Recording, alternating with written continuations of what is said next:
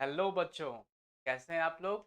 All well? चलिए, तो आज हम लोग बात करेंगे कि इकोनॉमिक्स में क्लास 11 12th में सीबीएसई वाले बच्चों का क्या सिलेबस होने वाला है। क्लास 12th और 11th में कैसे वो अपने मार्क्स को बेहतर से बेहतर स्कोर कर सकते हैं, क्योंकि इकोनॉमिक्स बहुत ही टेक्निकल पेपर है। और सबसे अच्छी बात यह है कि आप सबसे ज्यादा मार्क्स आप इकोनॉमिक्स में स्कोर कर सकते हैं। तो आप कैसे स्कोर कर सकते हैं कॉमर्स के अंदर इकोनॉमिक्स में सबसे ज्यादा? एक बात आपको यह भी समझना पड़ेगा कि ह्यूमैनिटीज सेक्शन ले लीजिए या कॉमर्स सेक्शन ले लीजिए, दोनों में इकोनॉमिक्स आपका सेम ही होता है। मतलब जो आप कॉमर्स वाले इकोनॉमिक्स पढ़ेंगे वही ह्यूमैनिटीज वाले भी इकोनॉमिक्स पढ़ते हैं। तो आज हम लोग देखेंगे कि हमें इकोनॉमिक्स में क्या पढ़ना है और 11 12th के अंदर हमें जो मार्क्स डिस्ट्रीब्यूशन दिया गया है वो कैसे दिया गया है सीबीएसई के अनुसार। चलिए हम लोग देखते हैं। तो सबसे पहले तो बहुत बहुत स्वागत है आपका हमारे चैनल पे। और अगर आप हमारे चैनल पे नए हैं तो जरूर चैनल को सब्सक्राइब करें और इसी तरीके से अपडेट रहें ताकि आपको नई नई जानकारियां और नए नए इंफॉर्मेशन आपको मिलता रहे। चलिए, तो सबसे पहले हम लोग बात करते हैं। सबसे पहले हम लोग बात करते हैं कि हमें पढ़ना क्या है। ठीक है, हमें पढ़ना क्या है। देखिए, इकोनॉमिक्स बहुत ही टेक्निकल पेपर है। It is really a very technical paper and it's very scoring one. ये बहुत स्कोरिंग है, बशर्ते कि आप अपना प्रोडक्टिव टाइम इसको दें। अब आप अपने प्रोडक्टिव टाइम को कैसे एलोकेट कर सकते हैं इसको समझना बहुत जरूरी है। देखिए, अगर मैं क्लास 11th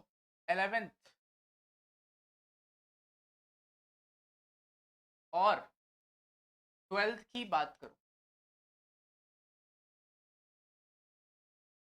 क्लास 11th और 12th की बात करूं, तो अपना चार पेपर है जो हमें 11 12th में पढ़ना होता है। देखिए, बेसिकली अगर हम लोग देखें तो अगर देखें कि क्लास 11th में है आप और अगर आप सीबीएसई से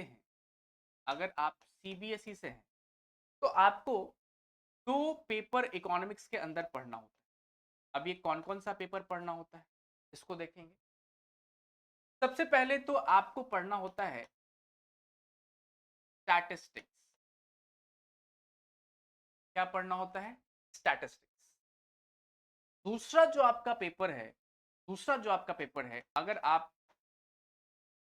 सीबीएसई से हैं तो दूसरा पेपर आपको पढ़ना होता है माइक्रो इकोनॉमिक्स। क्या पढ़ना होता है? Micro economics.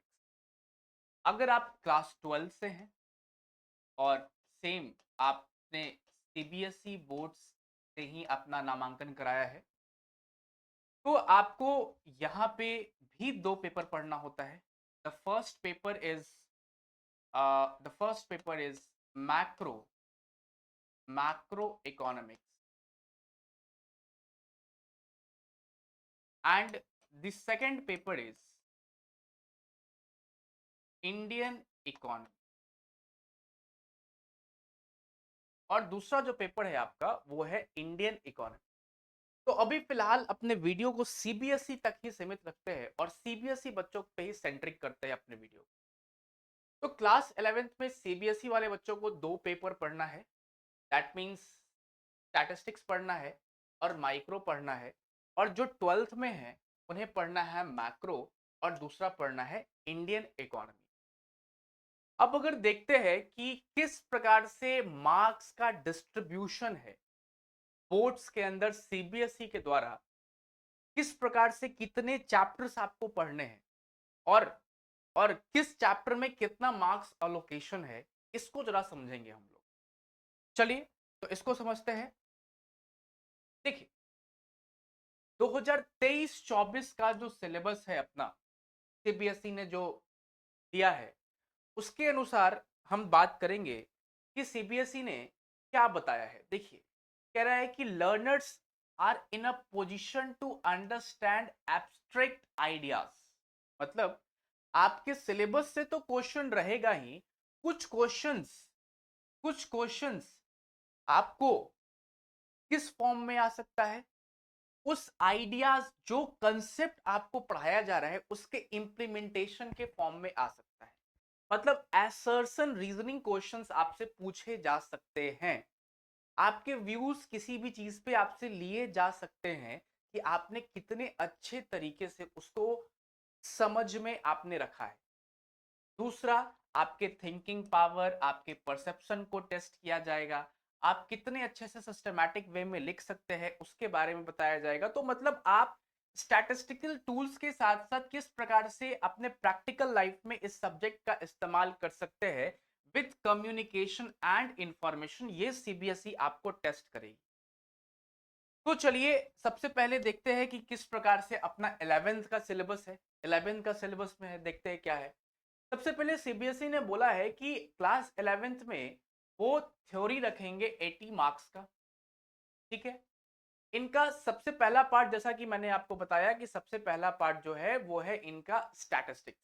ठीक है, अब ये स्टैटिस्टिक्स में देखिए आपको इंट्रोडक्शन पढ़ना होता है 15 मार्क्स का। उसके बाद आप कलेक्शन, प्रेजेंटेशन, स्टैटिस्टिकल टूल्स पढ़ते हैं, दैट मींस आप मीन, मीडियन, मोड जैसे चीजों को निकालते हैं जो अपने क्लास 10th में पढ़ा था, उसका थोड़ा सा एडवांस एप्लीकेशन है। फिर अगर आप माइक्रो इकोनॉमिक्स के अंदर आते हैं तो माइक्रो इकोनॉमिक्स में आप इंट्रोडक्शन देखते हैं कि माइक्रो इकोनॉमिक्स होता क्या है, आप उसमें आपको पढ़ना क्या है। दूसरा पढ़ते हैं कि आप कंज्यूमर का इक्विलिब्रियम, कंज्यूमर का सेटिस्फैक्शन, कंज्यूमर कौन होता है, उसका सेटिस्फैक्शन कैसे मैक्सिमाइज कर सकते हैं, कंज्यूमर का डिमांड क्या होता है, प्रोड्यूसर किस प्रकार से सप्लाई करता है, उसका बिहेवियर क्या होता है, अपने मार्केट के अंदर किस प्रकार का मार्केट हो सकता है और कैसे अपने मार्केट में प्राइस का डिटर्मिनेशन होगा। तो देखिए आप मोटा मोटी कंस्टिट्यूट करेंगे तो स्टैटिस्टिक्स से भी आपको 40 मार्क्स का क्वेश्चन आ रहा है और माइक्रो से भी आपको 40 मार्क्स का क्वेश्चन आ रहा है। तो अगर आप किसी भी सीबीएसई स्कूल से हैं और आपने 11th में एडमिशन ले रखा है तो इस प्रकार से 40-40 मार्क्स का आपका वेट आपको दोनों पेपर से देखने को मिल सकता है। ठीक है ना, दोनों पेपर से आपको 40-40 मार्क्स देखने को मिल सकता है जैसा कि आपने यहाँ पे देखा। ठीक है ना, अब देखिए अब देखिए अब इसमें बताया है कि आप क्या क्या पढ़ते हैं। आप डेटा में आप डेटा को प्रेजेंट करते हैं, जैसे कि आपने क्लास 10th में देखा होगा कभी कि जो है आपने क्लास 10th में देखा होगा कैसे डाटा को प्रेजेंट किया जाता है हिस्टोग्राम के थ्रू, बार डायग्राम के थ्रू। उसके बाद फिर आपको देखते हैं कि आप किस प्रकार से मीन निकालते हैं, मीडियन निकालते हैं, मोड निकालते हैं। तो कुछ कुछ कंसेप्ट स्टैट से रिलेटेड बेसिक आपको पढ़ाया जाता है। फिर अगर बात माइक्रो इकोनॉमिक्स की करें तो क्या होता है माइक्रो इकोनॉमिक्स और मैक्रो में क्या डिफरेंस है, इकोनॉमी का मतलब क्या समझते हैं, सेंट्रल प्रॉब्लम क्या इकोनॉमी में होता है। कंज्यूमर के बारे में पढ़ते हैं कि कंज्यूमर का किस प्रकार से इक्विलिब्रियम अचीव होता है, कंज्यूमर कौन होता है, वो अपने सेटिस्फैक्शन को कैसे मैक्सिमाइज करेगा। डिमांड के फैक्टर्स को पढ़ते हैं, डिमांड को पढ़ते हैं। ठीक है ना, फिर देखिए आप प्रोड्यूसर बिहेवियर को पढ़ते हैं, प्रोड्यूसर कौन होता है। फिर कॉस्ट पढ़ते हैं, मार्केट में जो प्रोड्यूसर हैं उनका किस प्रकार का कॉस्ट लगता है, कॉस्ट को कैसे हम लोग अलग अलग कैटेगरीज में बांट सकते हैं, प्रोड्यूसर कैसे इक्विलिब्रियम को अचीव कर सकता है। उसके बाद मार्केट में कितने प्रकार का कंपटीशन हो सकता है ना। ये सारी चीजें हम लोग जो है वो माइक्रो इकोनॉमिक्स के अंदर में पढ़ते हैं। तो बेसिकली बहुत ही बेसिक सिलेबस है माइक्रो इकोनॉमिक्स और स्टैट्स के अंदर जो क्लास 11th के बच्चे पढ़ते हैं। और चूंकि उनको एग्जाम जो है वो स्कूल में ही देना होता है तो दैट मीन्स अगर फॉर एग्जांपल अगर इसको दो तरीके से देखें कि पहला तरीका ये हो सकता है कि हम स्कूल में ही देना है तो कोई दिक्कत है नहीं, अपना हम लोग किसी प्रकार से इसको दे करके पास तो हो ही जाएंगे। लेकिन ये सोचना थोड़ा सा गलत है क्योंकि क्लास 11 का जो कुछ कंसेप्ट होता है इकोनॉमिक्स के अंदर, जैसे डिमांड का एप्लीकेशन, इक्विलिब्रियम का एप्लीकेशन, वो क्लास 12th के अंदर आपसे आपको अप्लाई करने के लिए पूछा जा सकता है। तो क्लास 11th को वो भी उतना अटेंटिवली ही पढ़ें जितना कि आपको 12th में पढ़ना है, जिससे कि आपका बेस जो है वो स्ट्रांग हो पाए। क्योंकि आपको अच्छा करना है, आपको बेहतर करना है, आपको अगर 90 एबव मार्क्स के लिए जाना है और आप चाहते हैं कि अपना आप बीकॉम जो है या ग्रेजुएशन जो है वो कहीं अच्छे कॉलेज से करें, डीयू के अंदर करें, तो डेफिनेटली आपको अपने इकोनॉमिक्स पार्ट को बहुत ही स्ट्रॉन्ग करने की ज़रूरत है। और इसके लिए आपको ये रिक्वायर्ड होगा कि आप शुरू से ही एक प्रॉपर गाइडेंस के अंदर काम करें और जो चीज़ें हैं उसको बेहतर तरीके से आप पढ़ें और उसको इम्प्लीमेंट करें। तो चलिए, ये पूरी बात हो गई क्लास 11th के बच्चों के लिए। अब हम लोग आते हैं कि क्लास 12th में क्या पढ़ना होता है ना? ये तो खैर ये बता रहा है किस प्रकार से एग्जाम लिया जाएगा। हाँ, अब आते हैं क्लास 12th के सीबीएसई बच्चों के लिए कि उन्हें क्या पढ़ना है। देखेंगे, सबसे पहला पार्ट आता है मैक्रो इकोनॉमिक्स। ये बहुत ही इंपॉर्टेंट पेपर है, बार बार बोल रहा हूं, it's really very important paper. आप मैक्रो के अंदर या तो बहुत अच्छा कर सकते हो या तो अच्छा नहीं कर सकते, दो ही केस हो सकते। आप बहुत अच्छा कर सकते हो या तो अच्छा नहीं कर सकते, तीसरा केस बिल्कुल भी नहीं होता। क्योंकि अगर आपने कंसेप्ट को शुरुआत से समझा है तो आप बहुत अच्छा करोगे, और अगर नहीं समझा है तो फिर कोई चांस नहीं। कि this all concepts are interrelated. क्योंकि मैक्रो इकोनॉमिक्स क्या होता है? मैक्रो इकोनॉमिक्स इकोनॉमिक्स का वो ब्रांच होता है जो हम लोग इकोनॉमी के प्रॉब्लम के बारे में बताता है। पूरे अर्थव्यवस्था, पूरे आप जिस सिस्टम में रह रहे हैं उसके प्रॉब्लम को हम लोग यहाँ पे डिस्कस करते हैं। तो अगर बात करें कंटेंट्स की, तो देखिए सबसे पहला कंटेंट अपना आता है, सबसे पहला कंटेंट आता है national income and related aggregates. आप पूरे देश के, पूरे अर्थव्यवस्था में कितना इनकम अर्न किया गया लोगों के द्वारा, वो निकालना सीखते हैं। It's a very technical part. ये बहुत हार्ड नहीं है, बट ये बस समझने के लिए आपको कंसिस्टेंसी दिखाना पड़ेगा। आपको कंसेप्ट को बेसिक से पकड़ना पड़ेगा, कैसे निकाला जाए। तो बहुत ही इंपॉर्टेंट चैप्टर है नेशनल इनकम। और ये देखिए आपका 10 मार्क्स कंस्टिट्यूट कर रहा है आपके सिलेबस का। 10 मार्क्स, 10 मार्क्स आपको नेशनल इनकम से आने वाला है। मनी एंड बैंकिंग आपको 6 मार्क्स का पेपर है। मनी एंड बैंकिंग थ्योरेटिकल भी है, थोड़ा सा न्यूमेरिकल भी है। तो 6 मार्क्स का आपको मनी एंड बैंकिंग से पूछा जाएगा। अब आप अपने इकोनॉमी में जो डिमांड है, एग्रीगेट डिमांड है, चले तो बात करते हैं हम लोग। तो क्लास 12 की बात कर रहे थे हम लोग। हाँ, तो ये देखिए यहाँ पे जो तीसरा कंटेंट है आपका, द थर्ड कंटेंट, ये जो तीसरा कंटेंट है आपका, ये तीसरा कंटेंट बात करता है determination of income and employment के बारे में। आप किस प्रकार से एग्रीगेट डिमांड निकालते हैं, एग्रीगेट सप्लाई निकालते हैं, और इकोनॉमी में इक्विलिब्रियम कैसे अचीव होता है। तो ये भी आपके 12 मार्क्स का क्वेश्चन कंस्टिट्यूट करता है। नेक्स्ट चैप्टर है गवर्नमेंट का बजट एंड इकोनॉमी। किस प्रकार से सरकार बजट बनाती है, कैसे पेश करती है, कितने प्रकार का बजट होता है, ये भी आपको 6 मार्क्स का कंस्टिट्यूट करता है। और लास्ट टॉपिक है आपका बैलेंस ऑफ पेमेंट, जो भी आपका 6 मार्क्स का। तो टोटल जो मार्क्स आपका मैक्रो के अंदर है इक्वल टू 40।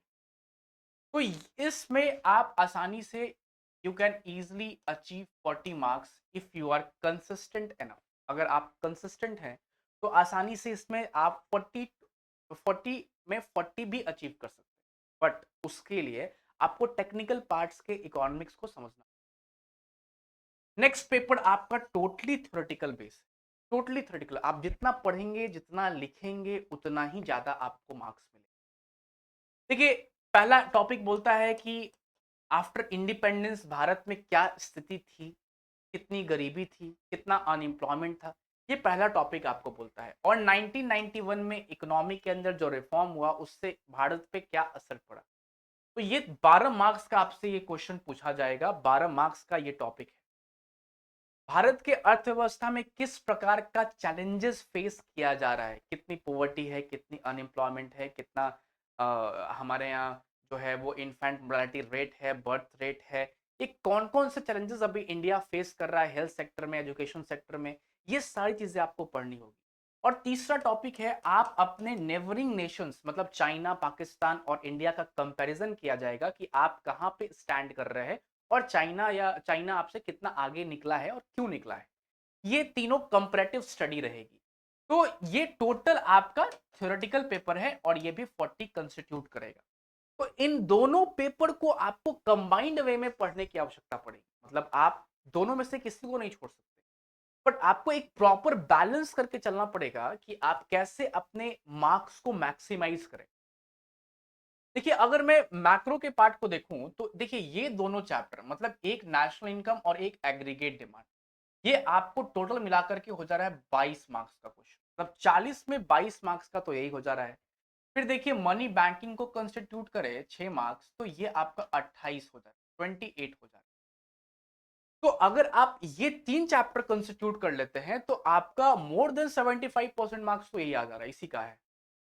तो नेशनल इनकम, एग्रीगेट डिमांड, है ना, और मनी एंड बैंक, आपका 28 नंबर आ जाएगा अगर आपने अच्छे से पढ़ा है।